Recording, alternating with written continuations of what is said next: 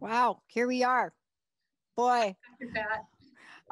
here we are. I'm Dr. Pat. I'm here with the most amazing, incredible Keri Nail. And, Keri, let's talk a little bit about today. This is Nailed It Radio, of course. And when we think about finding simplicity with your complexity, a lot of things happen. But I want to just give a shout out because this is also Earth Day. Yes. And I was really struck by a couple of things, right? And I thought about Earth Day a minute, and then I thought about the fact that I had a conversation with someone in the turbine business, the wind turbine business. Mm-hmm. And it wasn't too long ago, and he and I were talking, and I missed parts of the conversation. It's not that he didn't say it, but I missed parts. The long and the short of it was he was literally inviting me to come to a wind turbine farm and climb up the wind turbine. Okay. Yeah. And so that's why today effective communication is really good. Now, yes, I said yes. And yes, I will still do it. But you can't do that after you've had knee surgery. So I totally missed the whole, I'm really inviting you to come here and we're going to get you up there. I'm wondering how he said it to you, if it was in a lot of detail and you were maybe skimming over, the details because you're a big picture person. That was exactly it. He lost me. I think, at the part where he said something. How did he say it? Said something like, we were talking about the mechanics of it and the simplicity, right? That's why I said, find your simplicity within your complexity. I mean, the idea of wind producing energy is complex yet so simple. Mm-hmm. And he was talking about the inner workings of it. And we were talking about some of the controversy around it.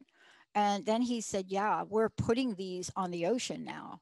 And so we had that conversation. But then he started to drill down into the mechanics. That's pretty lost. What is the motor in there? And you're right. I think I got glazed over. That's why we're talking about this today, right? Absolutely. Yeah. So how do you feel heard when you're communicating with others? So we're going to talk about strategies based on our personality preferences. And also included in that is once we understand our personality preferences, then we can either accept others' differences. And how do we do that? Or we may have expectations we need them to understand from our point of view. And we're going to learn how to communicate those needs to people that are different than us. So, yeah. I'd like to start with our energy. So we've got, like I said, I use the Myers-Briggs principles. So where we get our energy, how we see things, how we make decisions, and how we live our outer lives. So the first dichotomy is extroverted and introverted energy. Extroverts, their energy, they get their energy outside of themselves by doing things. And introverts get their energy by reflecting and being quiet and thinking things through. Now we do both. It's just, we prefer one over the other. So as an extrovert, extroverts like to talk. We want to talk about it. So let's collaborate. We love to collaborate. People who prefer introversion, their energy is inward and they need time to think about it and reflect on it and maybe even sleep on it before they even can talk about it. Yeah. So some strategies, especially with extroverts, if they're in, say, a brainstorming meeting, right? And all the extroverts are talking, they're talking over each other, and there might be an agenda, and the extrovert's like, okay, everybody, did you need to say something? Okay. All right, well, everybody spoke up. Who spoke up? Let's move to agenda number 2. And then there's lots of brainstorming again. And by agenda number 4, the introvert's like, excuse me, pardon me, I'd like to go to item number 1, because they've been processing it internally before speaking. And that can be frustrating to everybody in the room. So a strategy for the extrovert who wants a brainstorming meeting is to give the information out to everybody, especially the introverts, a day or 2 ahead of time, and let them know their expectations of, hey, this is going to be a decision-making meeting. And so please think about this, please read through this, please come prepared to provide input. Yeah, I think there's so many layers of this to unpack right now. I want to bring it down to how this shows up every day. This shows up every day. This shows up at business meetings every day. And if you are in an organization where you rely on the innovation, creativity, and input from your team, this is one of the most important things you can learn. This is so important. It goes beyond anything you and I can cover in this time. But I will tell you what happens when we don't do it. And I'm going to talk about business. I'm going to talk about government, anything where there are impactful decisions that are going to be made.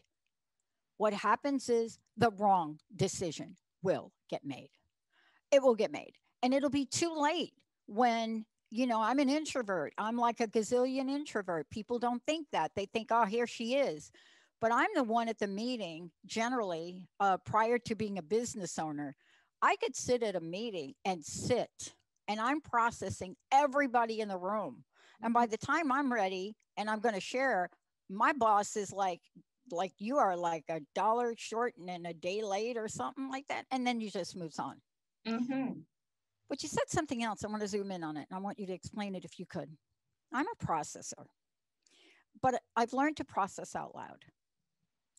And processing out loud, if you don't say to your extrovert, ultra detailed friend or colleagues or team, I'm just processing out loud now.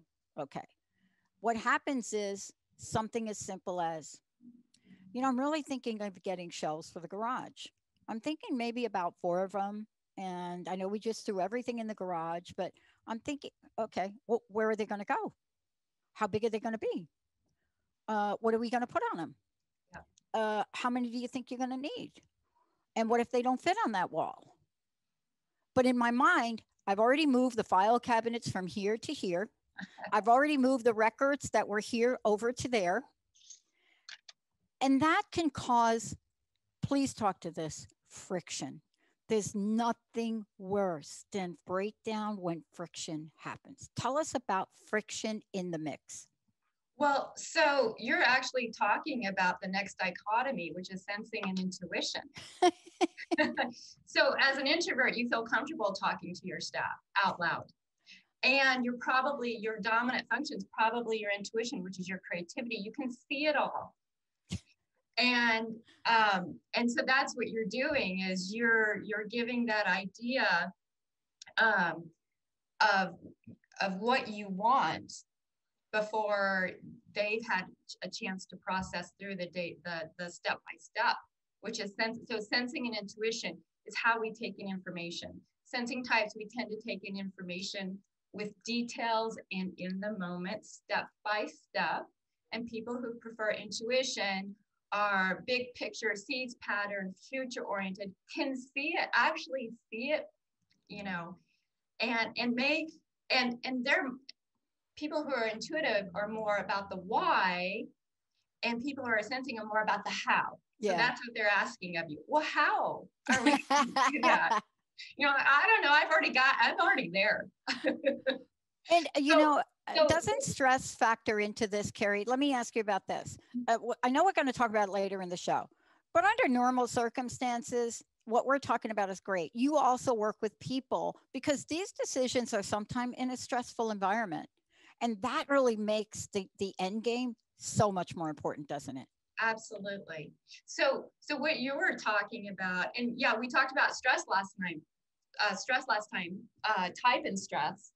And so, yeah, these things cause stress. So if we can learn how to communicate more effectively. So when you are saying out loud some of your ideas if there's any way, first of all, let your staff know, hey, sometimes I'm just thinking out loud. That doesn't mean you have to go and do it. Or if you do want them to do something for you, then give them, it's like the low hanging branches of a tree. Uh-huh. Kind of chunk things down into threes and maybe a little bit of details so they can reach up and grab onto something instead of just a broad idea. And the same way with sensing types, we provide too much detail. And we're starting down here. Intuitives are way above the tree line and out into the universe. And sensing types, we're still down on the ground. Sometimes we go dive down into the roots. And so what we need to do is come up to the surface level a little bit towards the tree and take our details and chunk them into 3 groups, right? To present them to intuitives, because if we present too many details to you, that's when the glaze thing comes over, right? It's like, whoa, you lost me. So if we can I'm sensing, we have to take the time to think about how to present the information to an intuitive person. If you can chunk it up into 3s and then provide the details as background information, should the intuitive person want to know why, here it is. Yeah. And we're going to keep talking about this over and over and over as we go through the show today with lots of really great examples, because one of the things I was reading an article, I've been reading a number of different articles because I'm really interested in what's going on in relationships and lives. And I just, every day I find a new couple that is like, I'm going to be single. And you're not in their home. You're not in the workplace. You're not there, right? And then you top on sort of the environment we're in now of things. And it's hard to explain. It's very hard to explain. And communication skills and what you're talking about right now, it could be the difference between growing a relationship or destroying a relationship. And I'm not exaggerating. Oh, I know. I'm not either. Oh, right. When we come back, we're going to talk about this. And I know you're going to talk about what happens when you layer a situation like COVID-19 on. And how does it show up? How can you, if you're the one coming from stress and fear, how can you be aware of that? And how might you communicate a bit differently to someone that's not?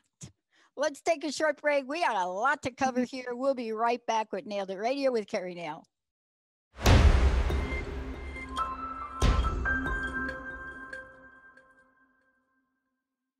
Welcome back. I am so thrilled I get to co-host with the host of the show, Keri Nail. This is Nailed It Radio. Before we continue, I can't tell you that this is one of the most important conversations we can have right now. And there are a lot of reasons that we can talk about in another show. But right now, this is important to give people some tools. Before we go ahead and talk about effective communication, please tell folks how they can work with you, because this is what you do in your coaching practice. This is what you do in businesses. Yeah.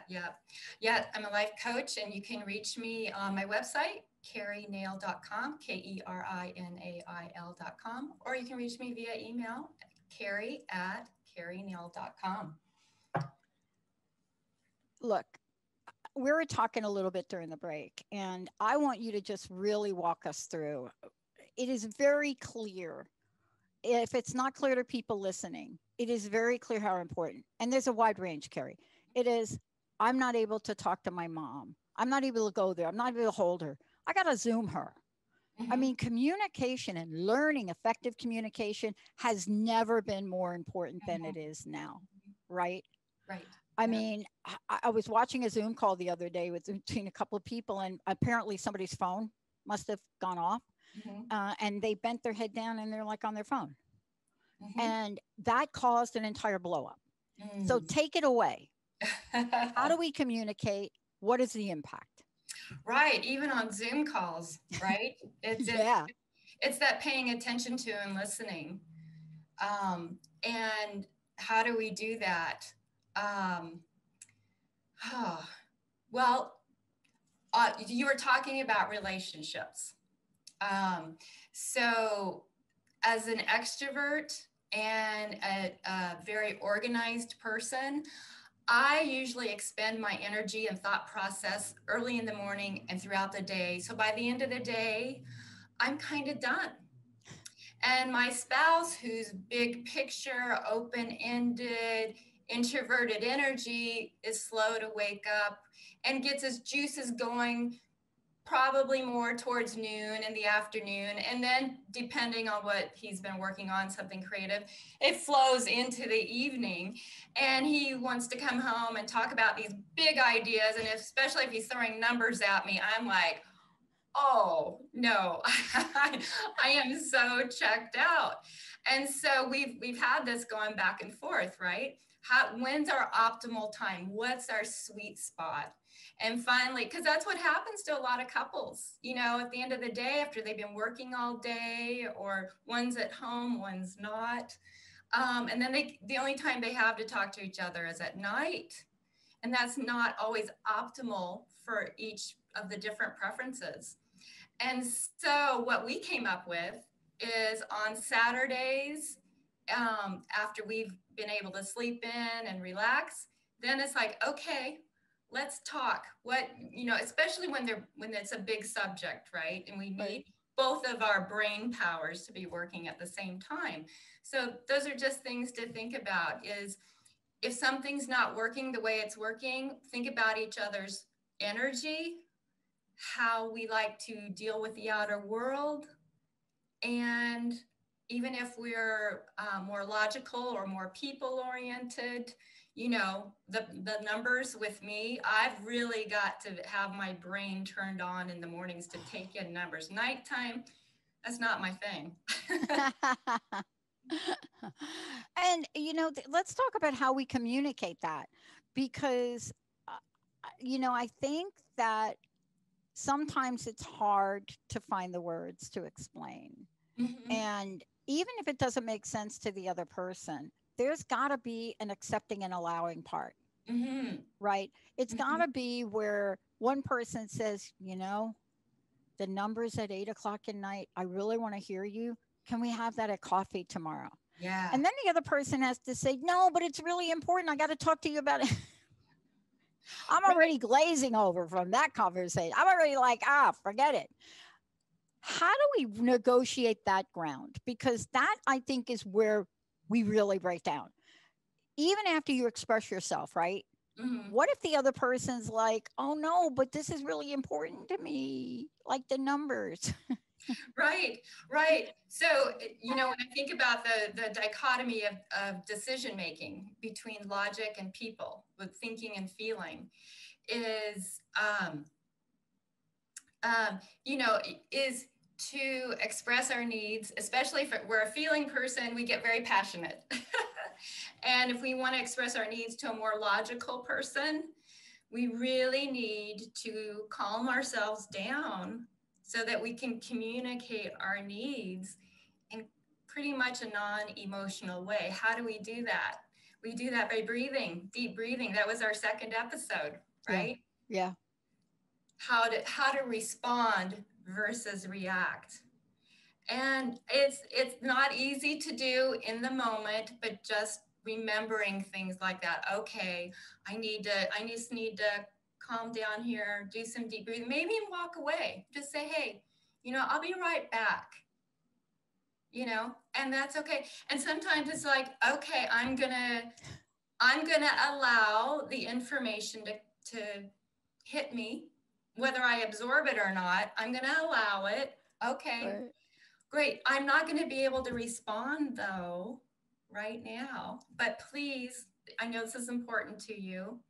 And maybe we can figure out a time where I can respond. Wow. Wow. I want to talk about from your perspective as an expert in this field.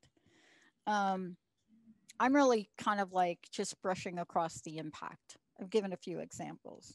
There's a reason that the divorce rate right now, even with the pandemic, still continuing, is higher, not just in the United States, but the UK is just inundated with divorce filings right now. Um, Business partners can't communicate.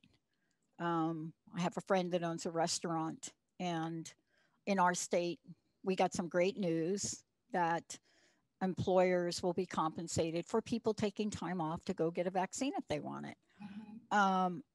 But the dialogue that goes on between whether it's business, whether it's partners, whether it's you and your accountant, um, but especially your loved ones. Mhm. I got to ask you, you are on the front line. I don't even know how to quantify the importance. Can you? Quantify it. Well, you just said it. I mean, the relationships, right? Both personal and business relationships. Um, you know, I imagine even business partners are struggling as well. Yeah. But you said a couple things, or maybe I just thought of them as you were talking. Part of it too is, again, understanding our preferences. I'm a feeling. I naturally prefer feeling in how I make my decisions, people, my own personal values. I like to be appreciated. And if I'm with a more logical person, whether in my personal relationship or working relationship, um, and if they need to give me feedback, first start with some rapport instead of just diving in and it feels like I'm being attacked. Because feeling types, we take everything personally. And thinking logic types are, well, it's it's not nothing's, it's not personal, but everything's personal does. So start with appreciating. So it would actually start with rapport. Hey, how are you doing? And be prepared. Be prepared to listen with empathy. And that takes time and it takes energy. When we're doing something that goes against our natural preference, just remember to it, it's going to take up our energy. So we need to give it some time. And then if there is any critiquing, give it as solving a problem, making things better with positive solutions or Mm. positive information, positive feedback. And then a feeling person is like, oh, okay, thank you. I can go with that. And the same thing with a feeling person to a logical person. It's like, I want to talk to you, be direct, be as direct as possible. And like I said, very little to no emotion. So prepare yourself, right? If you're feeling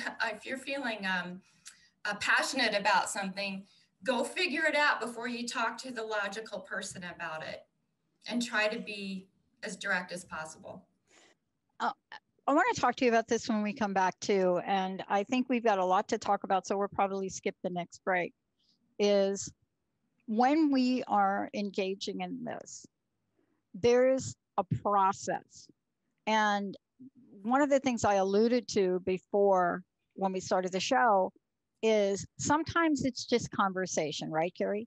Yeah. But sometimes it's conversation where you have to come to a decision point Uh-huh. or you have to figure something out. That's still a decision, right? Mm-hmm. You know, um, that's really critical. It's critical. I mean, I'm not kidding about the example I used. I agreed to climb a wind turbine pole 2 weeks after surgery. No. And, it wasn't that either one of us had an ill intent, but it was different communication styles. But what if it wasn't like that? What it would if it was a decision that is so in your heart? When we come back, decision making, decision making, decision making. Do you want pizza or do you want chicken? And sometimes that pizza chicken conversation can turn into the biggest argument in a relationship that you've ever seen. When we come back, Keri Nail, all of you, we'll be right back.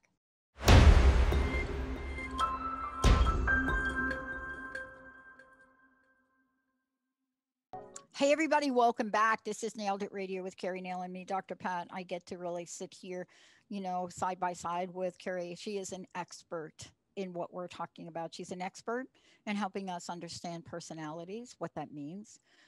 She's an expert when it comes to energy of introverts, extroverts, strategies, an expert in when it comes to perception. How do you weave through the many layers of perception?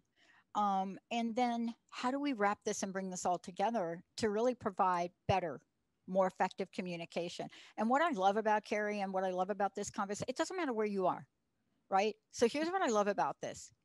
It doesn't matter if you think you're a great communicator and this other person is not. It doesn't matter. You can come together and work with Keri and find this common ground and learn some tools, because in the world we live in right now, we need them. So I decided I am not Skyping to my team any more instructions that are important. It is the worst communication tool for somebody like me to use. I am a high level thinker. I'm trying to give Olivia, Jacob, Jessica, Linda something that I'd like them to do at a 35,000-foot level. It doesn't work. Thank goodness I get to work with Keri about that. Keri, how do we find out about you and the big D, decisions? Oh, right. So you can find me at my website, kerinail.com, or you can email me, keri@kerinail.com. That's KERINAIL. And I'm a life coach specifically and generally women in life transitions and helping them find their simplicity within their complexity. And part of it is learning how to communicate more effectively by understanding who we are and our natural preferences. Awesome. Okay. We're not just chit chatting anymore. We got to come together. We got to make decisions. Sometimes it's a simple decision. I had a conversation the other day. It took 10 minutes. What do you want for dinner? I don't know. What do you want? Okay. Do you want this? No, I don't know. What do you want for dinner? 10 minutes. 10 minutes. But those are not the decisions. We're talking about all decisions. Mm-hmm. We could be talking about a decision on how do we homeschool? What do we do with this? Help us out with decision making, and what is the magic formula? Well, actually, I was just reading about a formula today in my typing communication book, and it breaks it down into information, discussion, and then decision. And just having that, okay, we're going to provide information right now. We're not making a decision. Here's the information. Now, let's discuss it. Again, we're not at a decision-making point, but let's discuss it back and forth. And now, okay, all right, it's time to make a decision. And what I always find effective is saying, okay, this is what I heard you say. And then that gives the other party the chance to go, yeah, kind of, not sort of, not quite. This is, and then they are, and they can either say, nope, this is what I said, or yes, that's what I said, and I'd like to add to it, or whatever. And then you can move on from there. um, you know, this is a, can I use the analogy of a dance? Mm-hmm. So recently I've seen this as a dance. Mm. And I've discovered a lot about myself. As I said before, I'll be going back into the studios in May, and that will, I'm hoping that will clear up a few things. But what I've learned about myself is nobody's in my brain. They're not in my brain. They're not in my mind. They're only getting, I think we should do this. Yeah, okay. And so this is a small bit of the importance of great communication and decision making. What is your experience? What have you seen with great decision making, and what have you seen with not so great decision making? Oh boy, all those personality preferences come into play. And I guess first of all, just remember, there's no right or wrong way to be. Thank you. Thank you.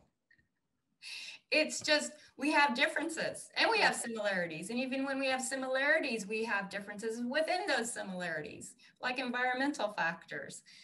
cultural factors and things like that. So just having that appreciation that there's no right or wrong. Let's just understand each other better, where we're coming from, where we start. Because like I said, we go to the other side of the dichotomy depending on the situation.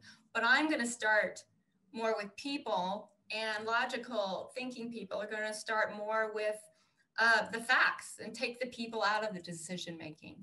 And eventually you need to come together and do both when making a decision about anything, because it's about the people and it's about the facts.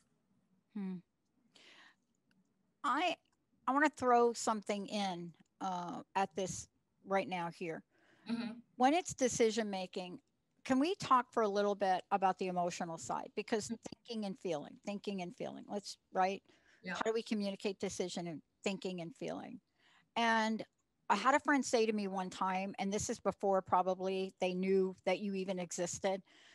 They made this statement. It was a blunt statement. It really hit me hard. This was a bunch of years ago. Um, and I never was able to resolve it until, later on. They said, yeah, let me just say this: thinking, feeling. Guess what? Which one are you? That's like oil and vinegar. They don't mix.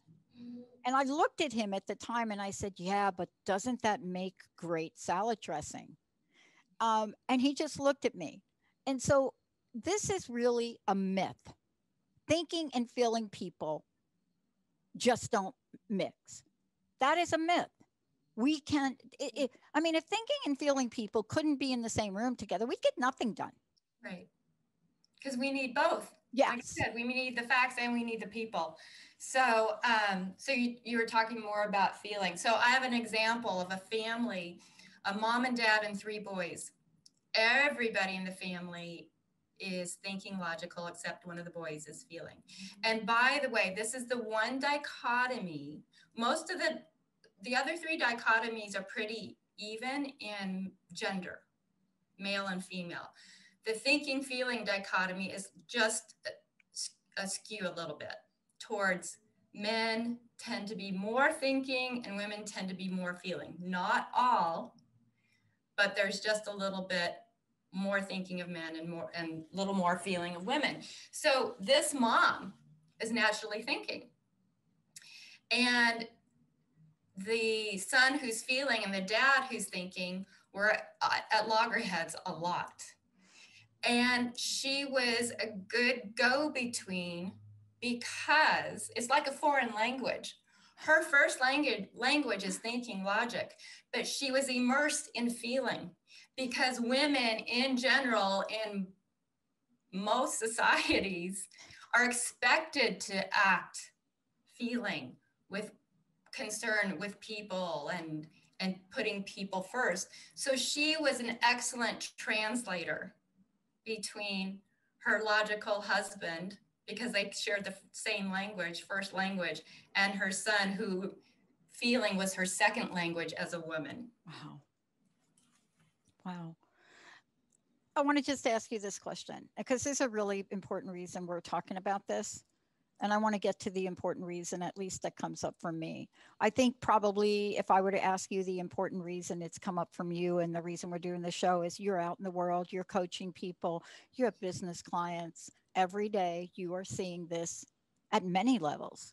I mean, maybe some days it is the pizza or the chicken conversation, but maybe on other days it's divorce or not divorce. Maybe on other days it's I'm going to stay on my job or I'm going to quit my job. I can't stand the people here. They don't hear me. I feel invisible. All of the above.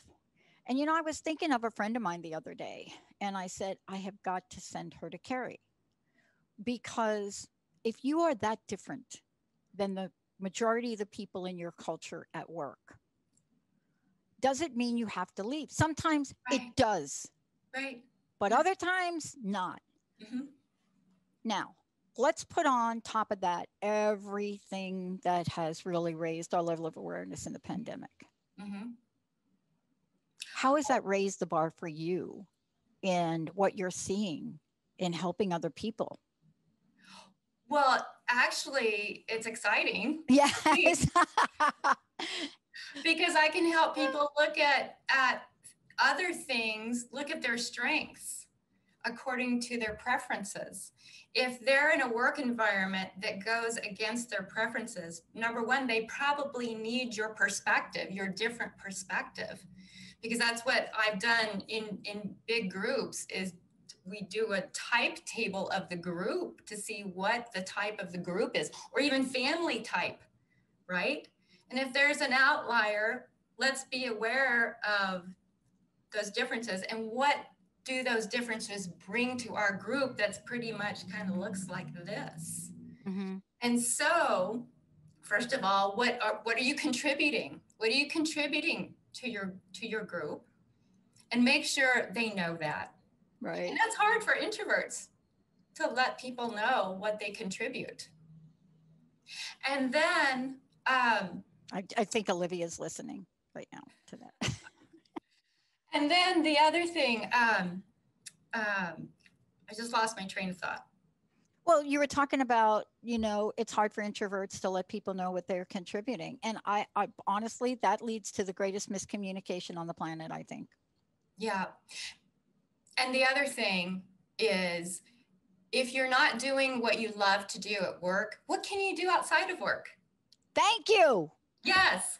And so that's what people are finding during COVID, being at home. They actually have time to reflect and think, well, what else could I be doing? I've always wanted to take harmonica lessons.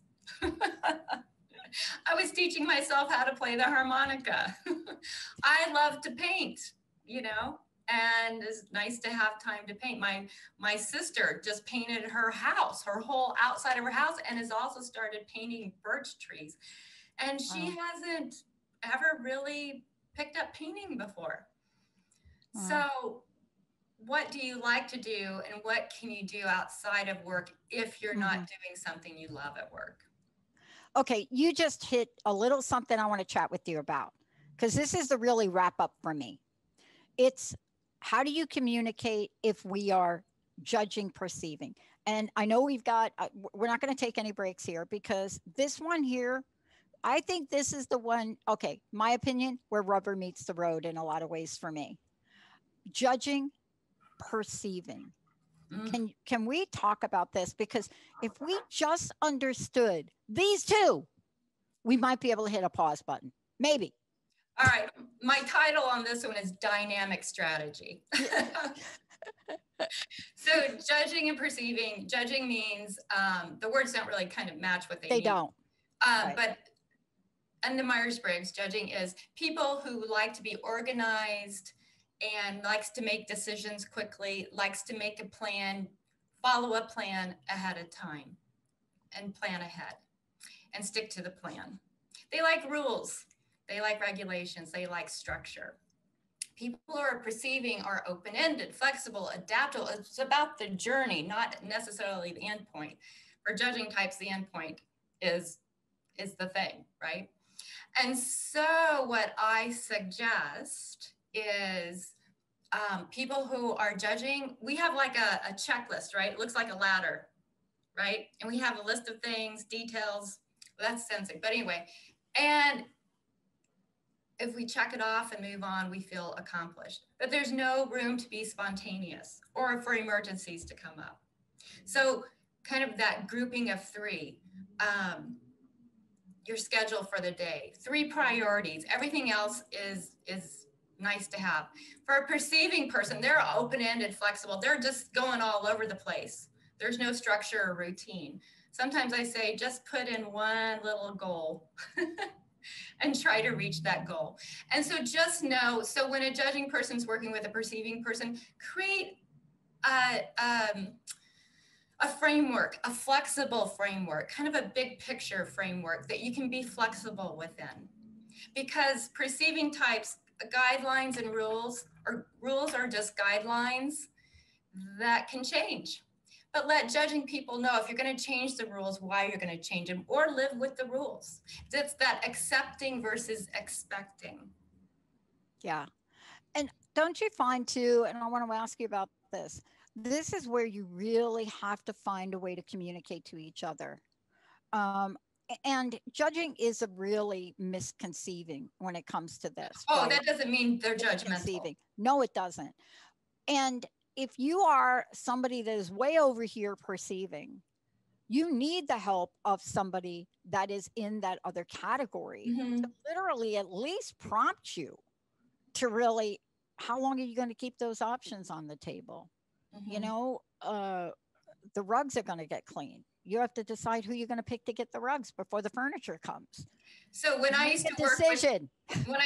a perceiving boss, she would put the framework. We would do a workshop, a 2-day workshop, and she would put the framework together on a PowerPoint with maybe 5 slides. She goes, "Here, fill it in." I'm like, "Thank you." Because working from a blank slate. So then I filled it in and then we went back and forth. And That's I didn't great. mind the repetition of doing it over, and then she could work on a new one. The other thing too is deadlines. So a judging person, if I have a deadline, I need to turn something in at work and I'm expecting information from a perceiving person and I give them my deadline, they're going to wait till the last minute because they love last minute pressure to get something done. That's where they get energized. And that stresses someone like me out who's judging. I want the information ahead of time so I can breathe and chill and relax and look it over. So I'm going to ask the perceiving person, "Hey, I need you to get me this information by this date so that I can look it over and turn it in by this date. But I need it from you on this date." And again, when I'm working with perceiving people, like if I'm too rigid in my plan, they're like, "Whoa, that's too much." Too much. So give them kind of a general outline and just keep going back and forth. So, and that's the thing too, perceiving people, their focus that can be all over the place, right? And it's like, "Hey, just check in with you. Try and, don't be too overbearing. Don't check in every day, but just check in. Want to see how you're doing, see what, ask them about their focus and which is your focus. And, and I love it. so always follow up. Judging types need to uh, always follow up with the perceiving types because when we make a plan, it's set in stone. So we may not talk about it anymore. And then we go, if we made a plan with a perceiving person, we're like, "Oh, is it Tuesday?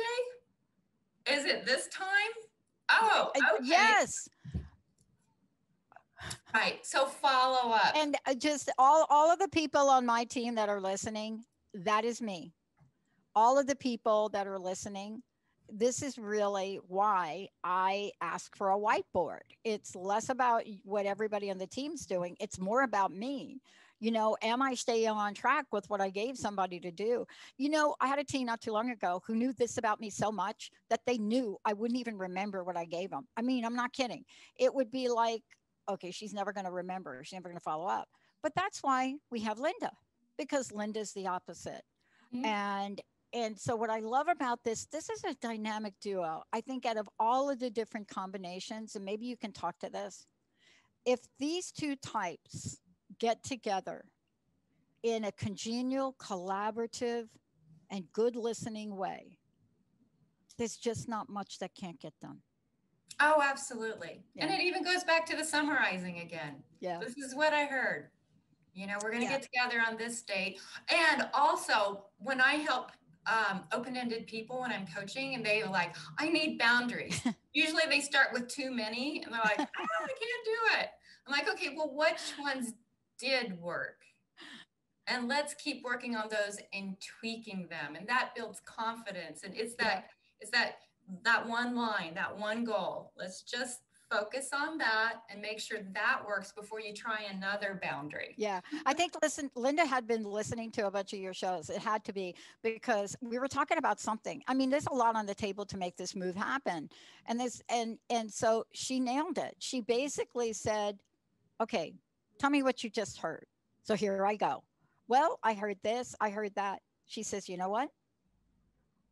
At what point did the level of detail completely overwhelm you so that you got so glazed over, you actually didn't hear the rest? You just checked out." I said, "That's why you were listening too." Which is right. And yet I can go to the detail place. So I just want to have you wrap that up too. You don't have to be one or the other. Right. You can be, right? Right. Just know where you start, Yeah. where you prefer, and just know you can do details, but only to a certain point. Yeah. And I can do big picture, but only to a certain point, and certainly not at night. Well, Keri, thank you. I can't wait till we do the next show, because we're giving people a framework now here to really think about these things. And this is meant for all of you listening to really look at, which one am I? Which part of me is working for me? Which part is not working for me? Mm-hmm. And I highly recommend, if you see your communication breaking down and you want to improve it, please work with Keri, because it's safe and she'll meet you exactly where you are. Not one type is better than the other. That is not what we're saying, right? I No, don't know that I want a perceiving person. Do you want a perceiving person building a rocket that I'm going to be sitting in? I don't know about that, right? Do you want them to be checking all the details of the nuts and bolts? right. Not sure. What's your personal message? And boy, this is such an important conversation. Well, and you were saying it, there's no right or wrong. So just appreciating who we are and the gifts that we bring. And sometimes those gifts are different than ours. Our strength, our gift is someone else's challenge, and vice versa. And so I like to go back to that accept versus expect. When you understand each other's personalities, you can either accept them and go, I need that because that's a challenge for me. But if you need to expect them to look at it your way, then the strategies we just talked about how to communicate our needs in a way the other person can hear us. Keri, how do people find out more about you? Thank you for all the great work you do in the world. How do they find out about you? And they can even work with you to find out which type they are. How do they do that? Please contact me. Either you can send me an email, Keri@kerinail.com, KERI@KERInail.com, or my website, which is kerinail.com. And I'm Keri Nail Life Coaching. And I want to also say one other thing. Let's say it's you and your partner and you're like in a relationship. Let's say there are two of you. Keri will work with you both together. She'll take a look at this together. Mm-hmm. And that is, I think, one of the most effective things that we can do right now. Why? It will relieve stress. It will help you with decision making. And the other thing is, it will just give you a sense of peace and understanding. Yes, absolutely. Thank you, Keri. Thank you so much for today. I can't wait. Thank you, Dr. Pat. What are we going to talk about next? Because I can't wait. I'm thinking about confidence. That's a good one. I got to tell you, it's hard to be confident as a receiving person in the face of a very strong judging personality. Mm. It really does take a lot, especially if you get to understand yourself. Mm-hmm. But in the end, we all want one thing. We want to be heard. We want to be understood. And we want others to see us. And that's what you help us with. Thank you, Keri. And we can be confident and compassionate. Boy. After my move. Let's take a short break, everybody. We'll be right back. You've nailed it. Thank you for listening to Nailed It Radio. Find your simplicity within your complexity with me, life coach Keri Nail, and my co-host Dr. Pat on transformationtalkradio.com. I'm at my best when I'm helping others be their best. Tune in next time for more tips and stories on what it means to become whole and integrate into your true self. To subscribe to this show and get more information about how I can help you be your best, visit kerinail.com.